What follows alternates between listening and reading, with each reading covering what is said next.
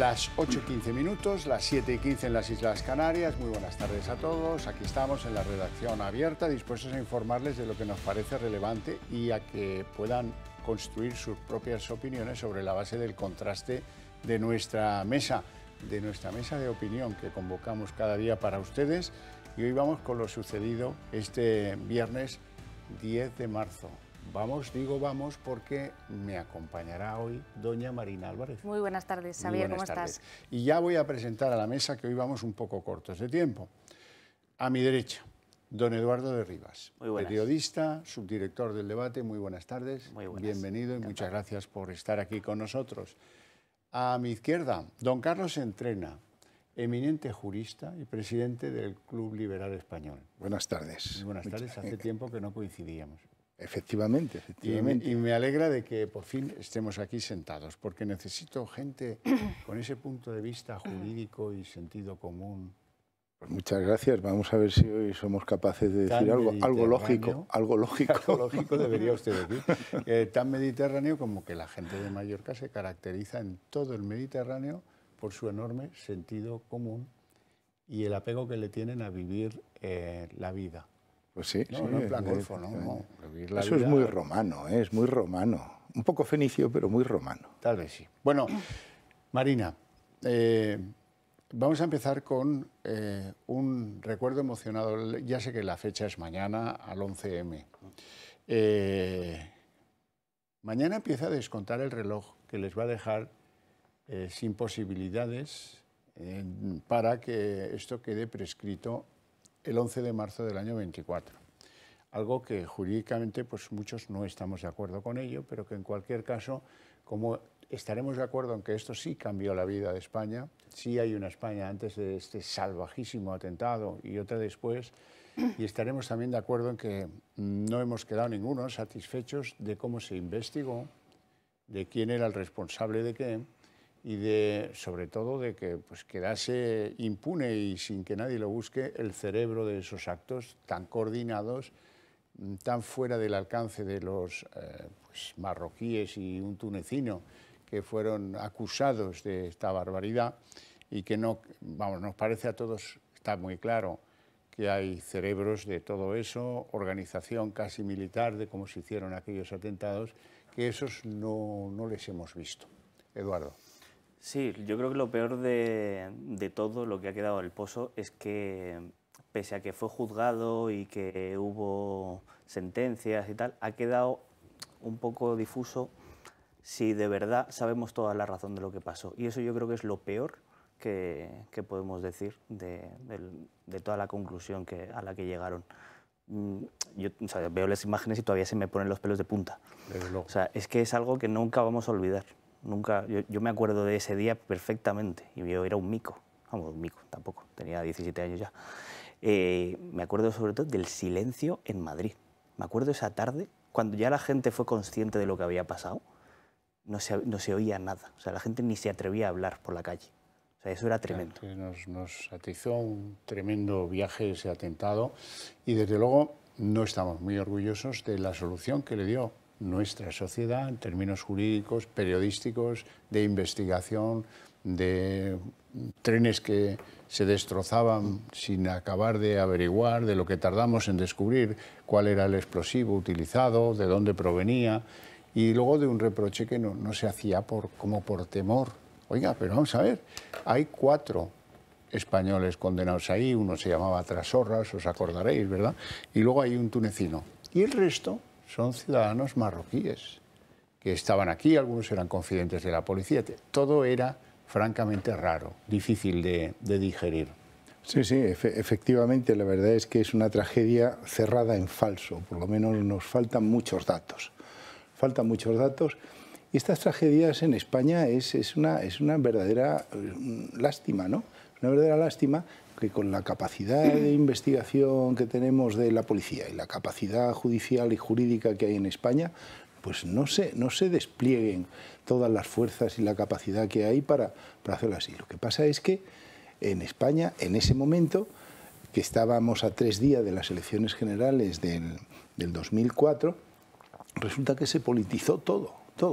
Si era ETA, parecía que tenía que ganar el Partido Popular. Si era el yihadismo y no era ETA, pues iba a ganar el PSOE. Pues bueno, pero es que esto es una cosa insólita. Una cosa insólita, que el resultado fueron 193 muertos y 2.000 heridos, más o menos. Y luego la desaparición de los trenes, que el último ha desaparecido no hace mucho, hará 7 u 8 años. Yo creo que el tema aquí más importante y que hay que luchar en este año que nos queda hasta el 11 de marzo es la prescripción. Eso hay que interrumpirlo como sea. Hay que interrumpir la prescripción, porque la prescripción de los delitos se interrumpe a través de una investigación por algún motivo adecuado, o si no, por el hecho de considerarlo un delito de lesa humanidad, que eso nos tiene que permitir el que eso siga abierto. Es que entiendo yo que las personas afectadas, las llamadas víctimas, y luego las víctimas, que hay varias asociaciones y unas víctimas de un grupo, de una tendencia política y de otra. Hombre, pero si esto es un drama nacional, ¿cómo podemos estar a estas alturas con estas historias de enfrentamiento? Los españoles, yo creo que tenemos que dejar de ser cainitas e ir todos en la misma dirección. Ir todos en la misma dirección de conseguir la justicia y que se aclare esto absolutamente. Y Carlos, tú que sabes más de este ámbito, ¿los jueces por sí solos pueden hacer algo o dependen de los políticos? Porque los políticos este año ya sabemos lo que van a estar, que es en las elecciones. No, de los políticos no, depende de los jueces, dependen de que haya una denuncia, de alguien que tenga unos elementos, alguien que conozca, porque estos hechos lo conocen policías, conocen gente próxima a la policía, gente próxima a los juzgados, alguien que desvele algo que permita continuar con el caso abierto. Pues nos quedamos pendientes de eso y volvemos ya al 2022 para hablar de uno de los personajes de esta semana, si os parece, que es Ángela Rodríguez Pam, que se ha hecho célebre y famosa por ese polémico vídeo que compartió en sus redes sociales sobre el 8M, pero que no es el primer momento que protagoniza y que se convierte en un auténtico escándalo. Vamos a conocer más sobre la secretaria de Igualdad.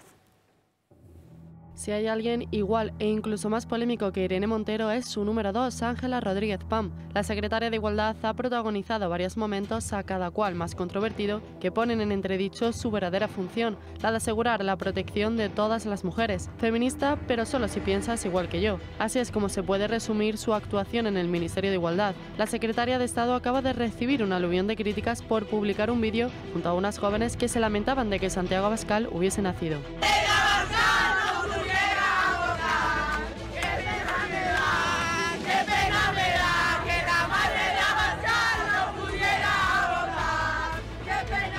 Tras la polémica, Pam ha decidido mirar para otro lado y culpabilizar a las jóvenes. Parece que lo de defender a todas las mujeres no se aplica en todos los casos. Y creo que lo que las chavalas más jóvenes de nuestro país digan en una manifestación es algo que les corresponde a ellas decidir o no decir. Tras 7 meses aprobada, la ley del solo sí es sí sigue rebajando condenas a agresores sexuales, un hecho que parece que a Pam le causó gracia. De los creadores de las personas van a ir al registro para cambiarse de sexo todas las mañanas, llegan los violadores a la calle en plan miles, oleadas. Y no solo eso, sino que les insta a los jueces a que se formen para aplicar, según ella, de forma correcta la ley. Fórmense, señores jueces, fórmense. Este es el mensaje que les lanzamos. Pero ¿cuál es el currículum de Pam para dar lecciones a los jueces? Su trayectoria se circunscribe solamente a Unidas Podemos. Fue activista del movimiento 15M en Galicia y en 2015 fue secretaria de Coordinación e Igualdad y logró un escaño en el Congreso ese mismo año. En 2021 dio el salto al Ministerio como secretaria de Estado de Igualdad. A esta trayectoria podríamos además añadir la de educadora sexual. Ese 75% de niñas y chicas jóvenes en nuestro país que dicen no, prefiero la penetración antes que la autoestimulación, ¿no? Eso es, verdaderamente habla de una percepción de la sexualidad que se traslada a todos los estereotipos que al final las mujeres terminamos sufriendo a lo largo de nuestra vida. Con todas estas polémicas cuesta creer que sea la mano derecha de una ministra, unas declaraciones que reflejan el nivel de la política española. Pues efectivamente, esta es Ángela Rodríguez, más conocida como Pam, alto cargo de Igualdad por el que cobra nada más y nada menos que 120.000 euros al año. Y bueno, pues por lo que va a pasar la historia, por lo que estamos viendo, es por esa educación sexual, más allá de todas estas polémicas, ¿no? Eduardo. Es que, mira, se define ella misma con sus propias frases. O sea, lleva una semana Ángela Rodríguez Pam, de verdad, para guardarla un tiempecito fuera de cámara. Entre la declaración del otro día de que el 75% de las chicas, que era un escándalo, que prefirieran la penetración a la autoestimulación, que ni siquiera ya hablaba de la estimulación, o sea, ya en conjunto con alguien, sino autoestimulación, es decir, el hombre fuera, el hombre no nos importa, el hombre no lo queremos para nada.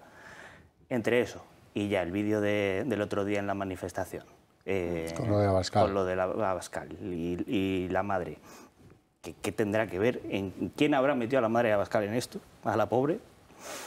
Es que lleva una semana de verdad que mejor que la encierren y que la saquen de las cámaras. Pues nada, es que todo es una falta de respeto y en el fondo lo que hay es una falta de ideas. O que a lo mejor intenta desviar la atención porque como la ley de solo sí es sí ha sido un fracaso tan enorme que están poniendo a los violadores y pederastas en libertad y hay tantos, más de 700, me parece que ya le han reducido las penas. Más de 800. Pues, más de 800, no, si esto luego llegará... lo veremos. Sí. Pues claro, se dedica... hacía bromas, el otro día hacía bromas de que sí, van a poner a los violadores en libertad y tal. Ah, fíjate qué gracia. Es una persona que carece de dotes y de capacidad, desde mi punto de vista, para ocupar un puesto institucional como el que tiene. Sí, no tiene ningún sentido inhibitorio, digamos, carece completamente de... Pero eso no justifica que debiera estar cesada. Debiera estar cesada. Cualquier gobierno internacionalmente comparado pues estaría cesada porque no puede ella hacer ese vídeo, colgarlo en sus redes sociales y estar tan feliz escuchando eso. No, ya tendría que haber sido destituida si ella no hubiera dimitido por la ley del solo sí, porque ella es una de las responsables, porque ella es secretaria de Estado de Igualdad y de la violencia de género. O sea, que es que la ley del solo sí era competencia suya y todo lo que ha pasado es culpa suya. Pues no dimite, tampoco la destituyen. Pues ya después del vídeo del otro día yo no sé qué esperan. Y no luego lo van a hacer. Lo que decía Espinosa, que rebaja mucho el nivel intelectual de la política en España, ¿no? O sea, sentimos vergüenza todos, no solo el propio Abascal o los damnificados por las bromas que suele hacer. Ya la gracia es que ya ni nos planteamos por qué no cesan a esta, por qué no la echan de una vez. No, ya entramos en eso, qué vergüenza de cargo institucional, qué pocas ideas tiene, qué disparate de persona. Pues tendría que estar efectivamente cesada, que ya está, se ha terminado. Esa rama de Podemos ha conseguido que echemos de menos a Pablo Iglesias. y ojo, o sea, ojo con lo que estamos diciendo. O sea, porque Pablo Iglesias podías no estar de acuerdo con sus ideas, decía barbaridades, pero por lo menos tenía sus argumentos, tenía su... O sea, a ver, al fin y al cabo era un profesor de universidad. Pero yo discrepo, Eduardo. Perdona que te interrumpa. Podías estar de acuerdo o no, pero tenía sus argumentos. La raíz es el pater de todas estas personas que se mueven con esta carencia de ideas, con esta visceralidad, con este afán de enfrentamiento en la sociedad española y que no aportan nada para construir país. Pero si es que lo que necesitamos nosotros es construir país y no crear enfrentamientos. Esto que decía, la cancioncita esta de que qué pena que no abortara la madre. Es una cosa penosa.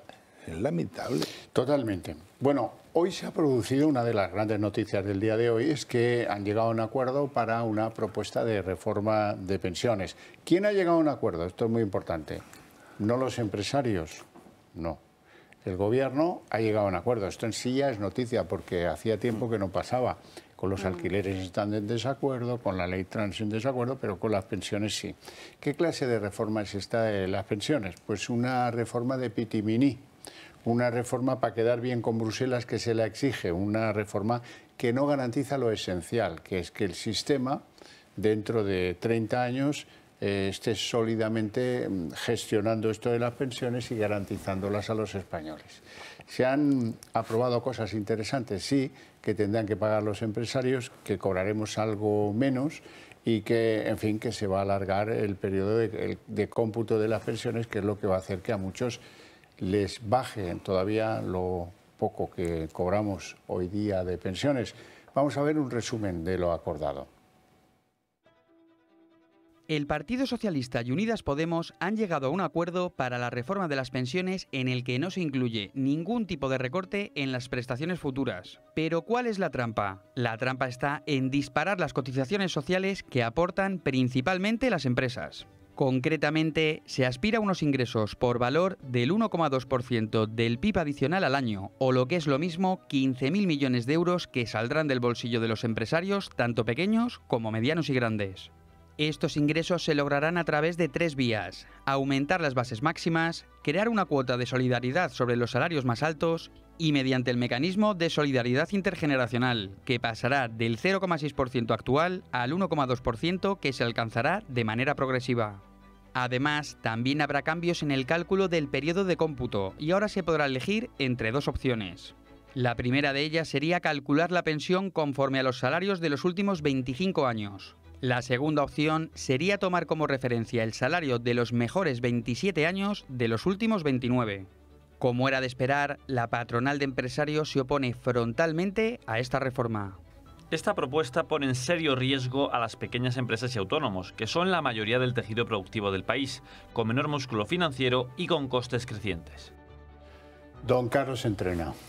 Sí, pues la verdad es que he oído 15.000 millones de déficit y yo creo que para este año se preveía 30.000, pero bueno, da igual. Lo único que pasa es que hay un déficit, hay un agujero entre el gasto en pensiones y el ingreso por cotizaciones sociales, más aquellos impuestos, aquella llamada al presupuesto que hay que aportar.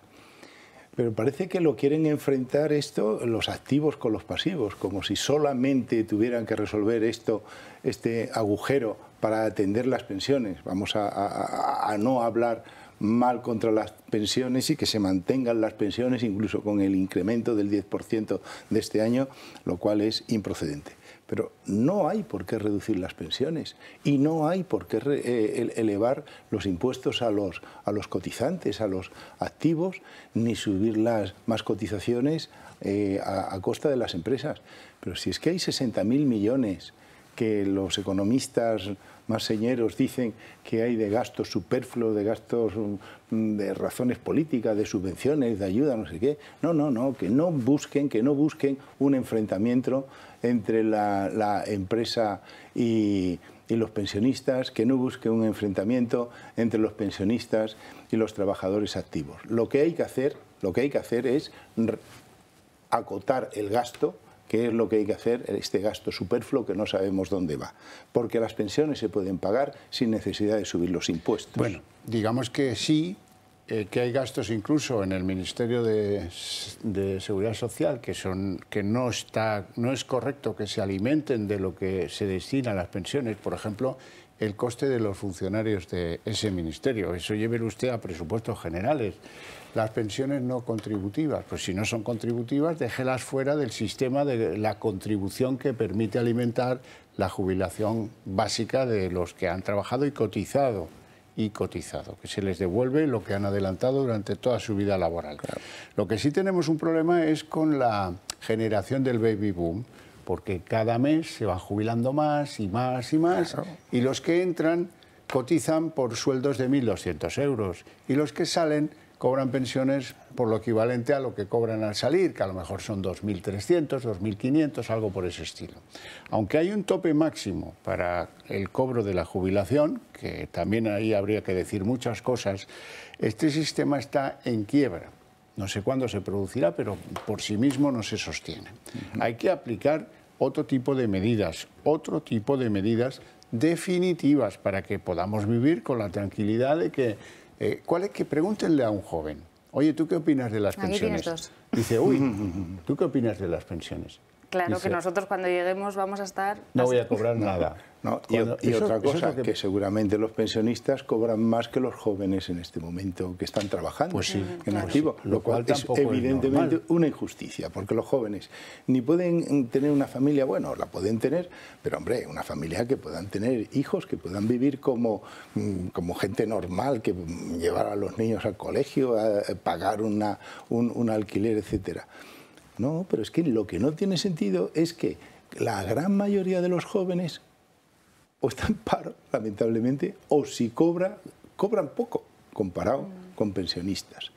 Esta solución, lo que acaba de decir de los 25 años o de los 29, quitando 2 y tal, eso es lo que se llama parir un ratón. Eso no es nada, eso es crear una apariencia de pacto que lo han presentado eufóricamente, que forma parte de la propaganda del gobierno con los podemitas.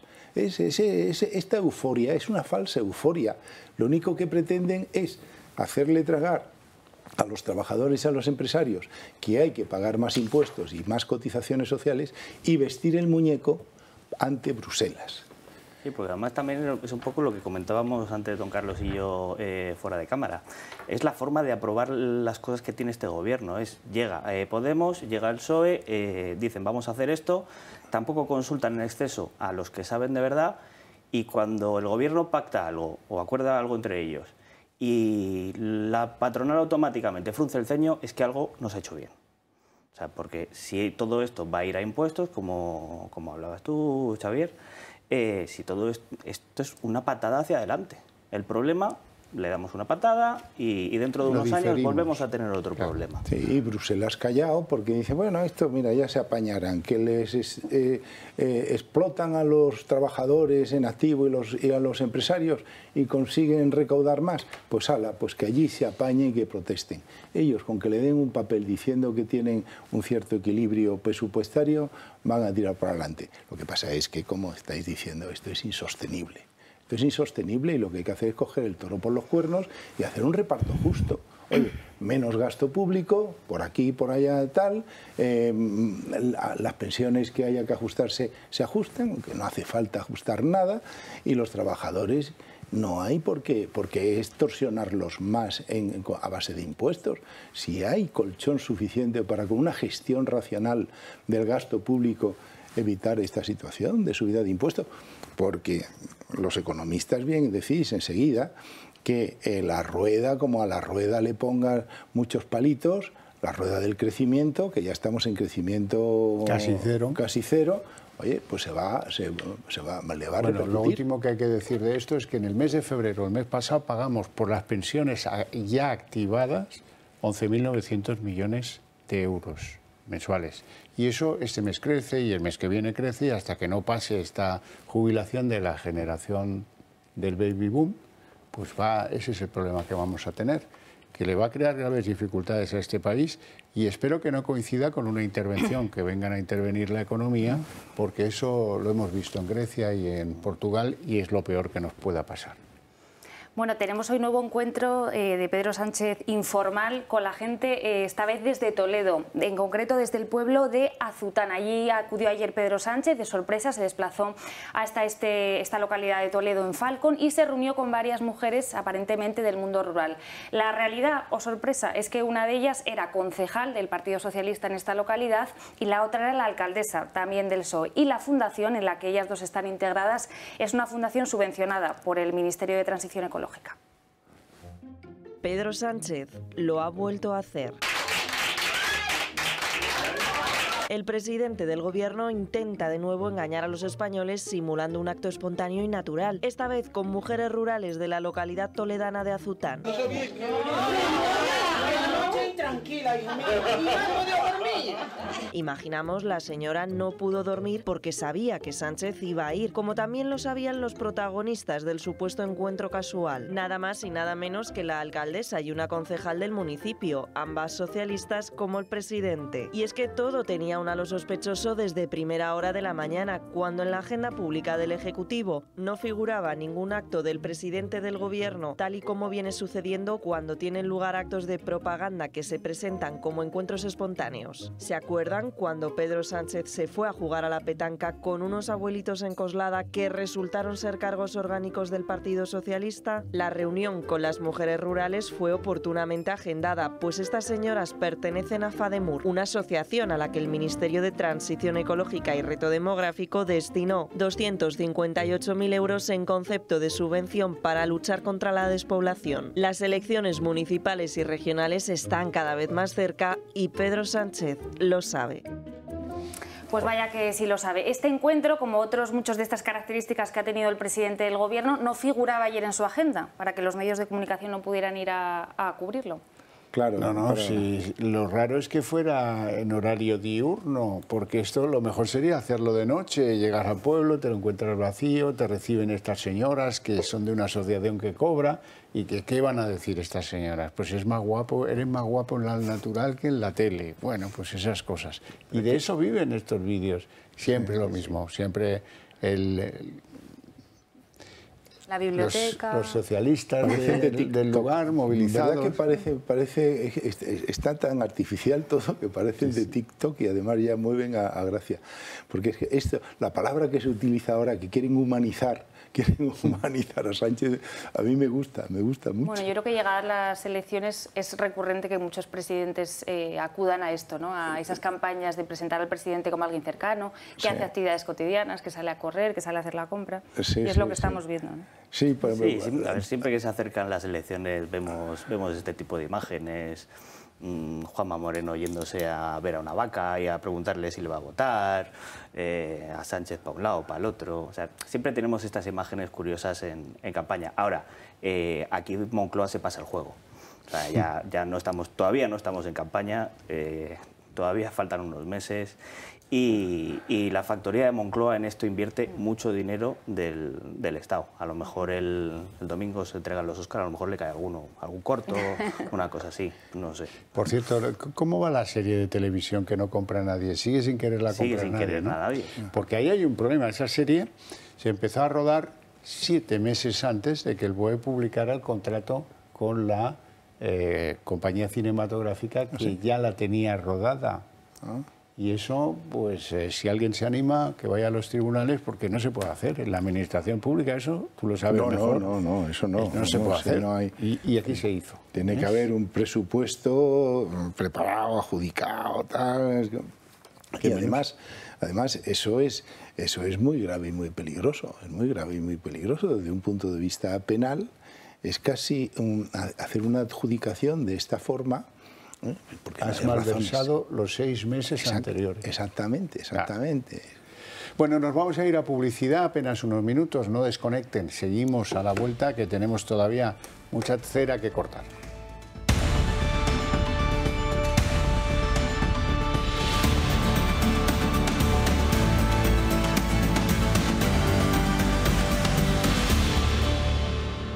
Javier Cárdenas, y quería invitarte en nombre de todo mi equipo a que podamos a partir del lunes 13 de marzo desayunar contigo.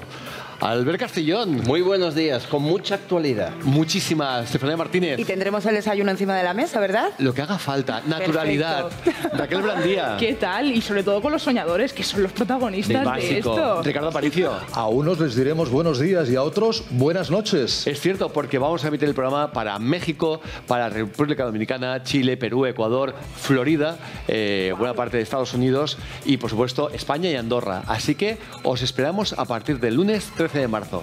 Gracias. Bueno, volvamos a nuestro Pedro Tito Sánchez. Tiene muy mala suerte este hombre, porque sale el vídeo 10 minutos después y han descubierto que esta es del partido, que que los ancianos de Coslada de la Petanca también, que las de estudiantes de Fuenlabrada también. Tiene mala suerte. Hoy tenía un anuncio espectacular en sus manos, seguro que estaban todos muy contentos en Moncloa por la mañana. Anunciaba 1.500 empleos para diferentes factorías de Navantia. Me gustaría anunciar que la empresa pública Navantia va a contratar a 1.500 trabajadores y trabajadoras durante los próximos años en el marco de este proyecto estratégico.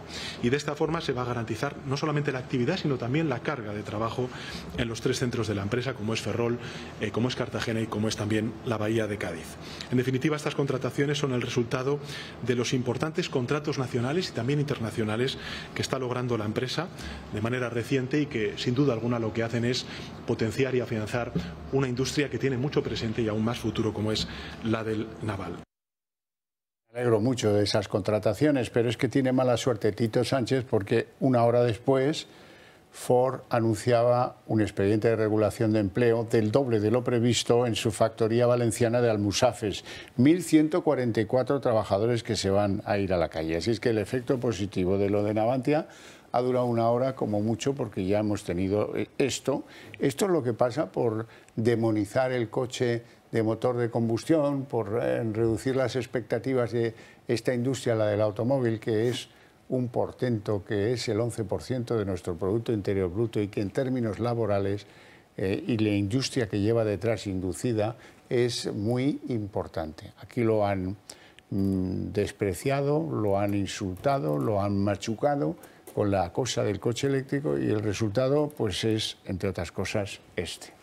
Bueno, pues vamos con novedades del caso Mediador, uno de los casos de corrupción que nos tiene más en vilo a muchos españoles. Ahora todo está centrado en esas supuestas irregularidades en las reformas de varios cuarteles de la Guardia Civil. Hoy hemos sabido que esa investigación sobre esas irregularidades en las reformas habría estado 8 meses parada por la negativa de Fernando Grande Marlaska y de su ministerio a designar a un perito especial que era necesario para poder habilitar estas investigaciones. Nuevos audios del caso Mediador ponen el foco en quienes insistían no saber nada. Es el caso de Ángel Luis Pérez Peña, es director de deportes del Cabildo de Tenerife. Así es como se pactaban las conversaciones en el caso Mediador. ¿Cómo quieres que hagamos? ¿Tú vas el dinero a mí? No, pagamos mañana. ¿Lo de Intermóvil? Todo. Vale, ¿me vas el dinero físico? Todo. ¿Pero físico? Todo. Vale, ¿cuánto dinero me vas a dar? 60. Como han escuchado, el mediador le prometía mucho dinero, pero también regalos. ¿Y me das el reloj? Sí. Y ojo, porque si esto les parecía sorprendente, aquí no acaba todo. Interior ha reconocido que lleva 1 año sin nombrar a un perito para investigar la corrupción de los cuarteles de la Guardia Civil. El departamento de Grande Marlaska responsabiliza al juzgado de estos retrasos, aunque lo cierto es que la magistrada ha tenido que acudir al Ministerio de Hacienda en busca de ayuda. Y otra de las piezas claves de la trama, el exdiputado del PSOE, conocido como Tito Berni, ha dejado el Congreso con 509 euros en su cuenta corriente. Cuando llegó tenía poco más de 2.000 y según su declaración asegura que tiene más deudas que dinero. Recordemos que ayer mismo Fuentes Curbelo pidió al Congreso cobrar la indemnización que le corresponde tras dejar su acta como diputado. Bueno, pues ya hay 2 altos cargos de la Guardia Civil salpicados por este caso. El primero es Espinosa Navas y otro es el jefe de la comandancia de la Guardia Civil de Santa Cruz de Tenerife, que ha tenido que dimitir esta semana. No sé si pensáis que va a haber más miembros dentro de la Guardia Civil que van a poder estar salpicados por este asunto. Bueno, nunca se sabe, pero esto se tiene que investigar dentro de la Guardia Civil, se tiene que investigar por la vía judicial y se tiene que investigar dentro del Congreso de los Diputados. Porque todos estos tejemanejes se han hecho dentro del Congreso de los Diputados, por mucho que el PSOE quiera mirar hacia otro lado. Por mucho que Pachi López salga el otro día delante de la prensa y diga que quiere una comisión de investigación del caso Kitchen. ¿Por qué? Por echar balones fuera, no por otra cosa. O sea, que el propio PSOE, que debería ser, que mucho habla él de que hay corrupción en otros partidos, de que se ve que de los seres de Andalucía y tal, no se acuerda, que además... Si es que se iban a prostíbulos, eso ya lo hacían, o sea, es que ni siquiera es nuevo, o sea, es que ya es volver a tropezar en la misma piedra. Pues ellos deberían ser los primeros interesados en investigar esto, para limpiar su nombre. Es que deberían ser los primeros, pues no, y Podemos tampoco, porque se ve que en los prostíbulos a los que solían frecuentar los socialistas, pues ahí no se oprimía a las mujeres, estaban ahí por propia voluntad. Claro, eso por no recordar la hipocresía de un partido que persigue por la mañana la abolición de la prostitución y por la noche a esas señoras de mala vida para controlarlas o para alquilarle su cuerpo, ¿no? Efectivamente, ¿por qué no se ha perseguido desde el Ministerio del Interior estos hechos, esta corrupción, estas adjudicaciones de obras que además parece ser, por lo que yo... 14, que luego no se ejecutaban prácticamente en nada. No sé si se llegaba a pintar alguna fachada, pero apenas... ¿Por qué el Ministerio del Interior, que es muy exigente con la Guardia Civil, porque la Guardia Civil es un cuerpo que tiene una enorme entereza y tiene un enorme prestigio, pero sí, bueno, como en todos los lados hay ovejas negras? ¿Por qué no se ha perseguido debidamente? Porque estaban detrás el Tito Berni, el grupo socialista del Congreso y de los amigos que tuvieran allí en la comunidad autónoma canaria. Ese es el tema, porque automáticamente cuando hay algo que ocurre en un guardia civil o en una policía en donde ellos no les afecte, actúan, como se dice, ¿no? Que caiga el peso de la ley. automáticamente. Aquí no, y por esto lo han estado ocultando, pues porque sabían quién estaba promoviendo y moviendo los hilos de hacer estas operaciones, porque se estaba enriqueciendo gente de los suyos o porque han querido taparlo. Bueno, por suerte en los móviles de Navarro Tacoronte está casi todo, o sea que ahí han pillado a todos. Me hace mucha gracia este hombre, el llamado mediador, porque dice, el pastón que yo me he gastado en comprar vídeos y le fotos. preguntan cuánto y dice, prefiero no hablar de ese tema, prefiero no acordarme. Prefiero ni pensarlo. Dice, ¿para qué? Dice, bueno, para tapar la aparición en algunos vídeos de algunos personajes. O sea que esto va a dar mucha tela, ya veréis. Bueno, antes habló aquí de las rebajas de condena y las excarcelaciones. Nosotros hacemos todos los días un balance para que no se pierdan ni una tan solo. En el día de hoy se han producido creo que 2 más de las que teníamos ayer. Vamos a continuación a conocer las novedades. Las consecuencias de la ley Montero continúan y no parecen frenarse con la reforma propuesta por el PSOE. Uno de los últimos casos ha tenido lugar en La Coruña. La Audiencia Provincial ha reducido la pena a un joven que violó a la novia de su compañero de piso. Fue condenado a 12 años de cárcel, pero tras aplicar el sí es sí, su pena se queda en 7 años. Y al igual que las rebajas de condena, siguen aumentando las excarcelaciones. La Audiencia Provincial de Málaga ha puesto en libertad a un condenado por violación tras ver reducida su pena de 7 a 5 años, tiempo que ya había cumplido entre rejas. Un goteo que ya sitúa en 753 las rebajas de condena y en 75 los agresores sexuales excarcelados. Por su parte, Álvaro García Ortiz ha remitido a los fiscales una circular para que se opongan a las rebajas cuando la pena impuesta con el Código Penal anterior tenga cabida en la horquilla que fija la nueva ley. El fiscal general aboga por valorar medidas alternativas como la libertad vigilada y pide huir de automatismos y analizar caso por caso. Lo cierto es que esta polémica por las rebajas y excarcelaciones de agresores sexuales ha fracturado de lleno al gobierno de coalición a pocos meses de acabar la legislatura. Don Eduardo. Bueno, es que el problema de esta ley es que por mucho que aprobaran el otro día una reformulación, el daño ya está hecho. Ese es el principal problema de esta ley, que es que ya no se puede arreglar.